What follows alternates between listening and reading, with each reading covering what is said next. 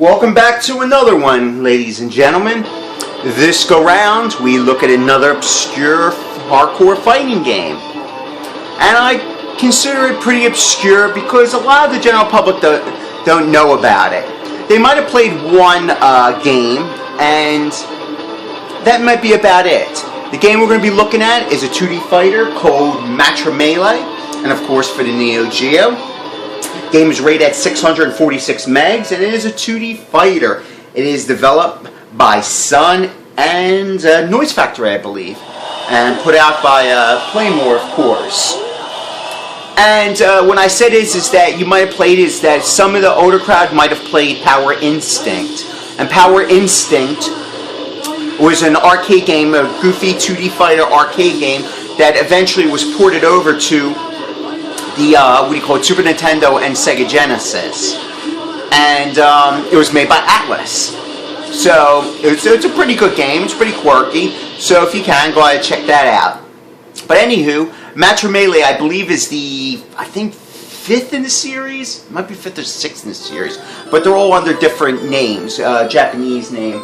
But anywho, Geo-Matrimelee, what the hell does that stand for? It's broken into two parts. Matra as for matrimony, and melee as a confused state of fighting.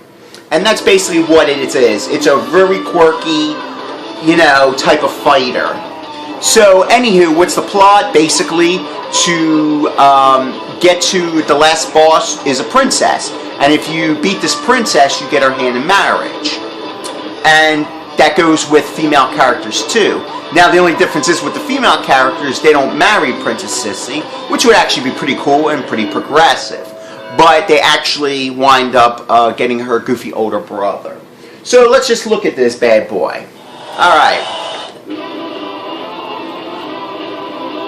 Alright, the control setup is very similar to King of Fighters games.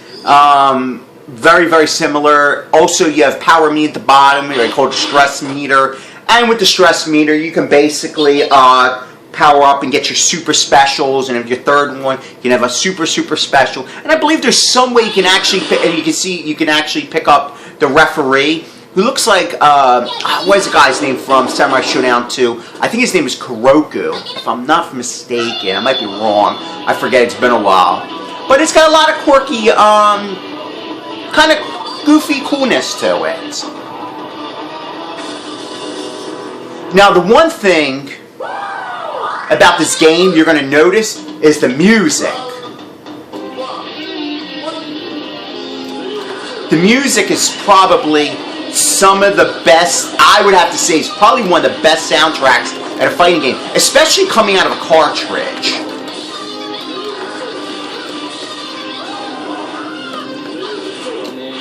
Just listen.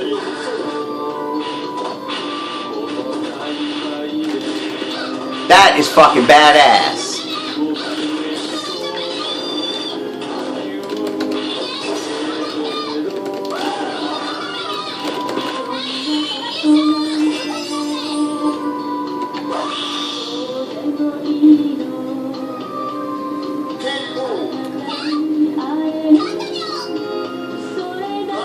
Listen to how melodic it is and how awesome it is. That shit sounds like it just came off of a CD.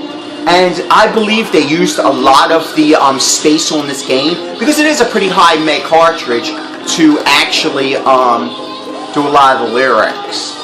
Very, very fucking cool. And adds a lot to the game. Alright, so let's talk about some interesting extras in this game.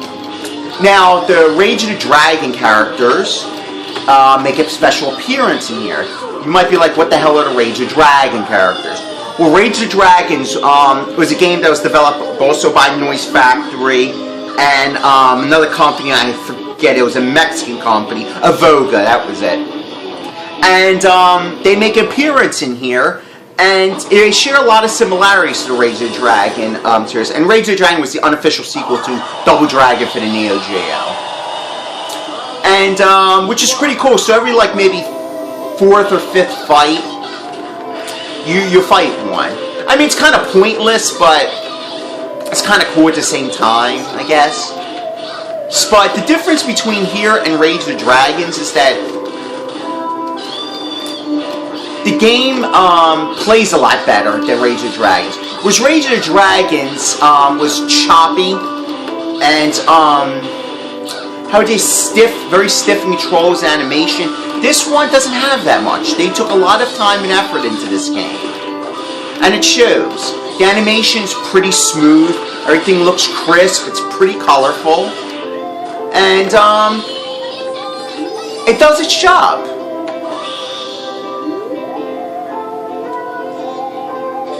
Here, listen to the background. The thing with the, like I said, the graphics and all and the characters are pretty decent size, they're colorful, well animated. I mean, there is some bit of stiffness in some of the animations, some of the combinations, but for the most part, they did a really good job. I have to admit that. So, I mean, I can't complain too much. Now, the only thing I can bitch about as far as the graphics are concerned is that while the backgrounds in here are pretty good, they reuse a lot of stages. Like, you'll see the stage right here, like the stadium stage, as I call it.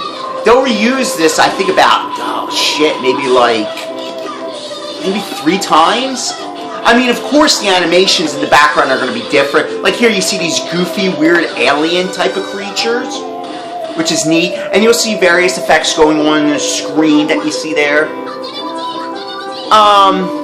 But if you've listened to a lot of my past reviews, I'm not a big fan. Okay, here you'll see this.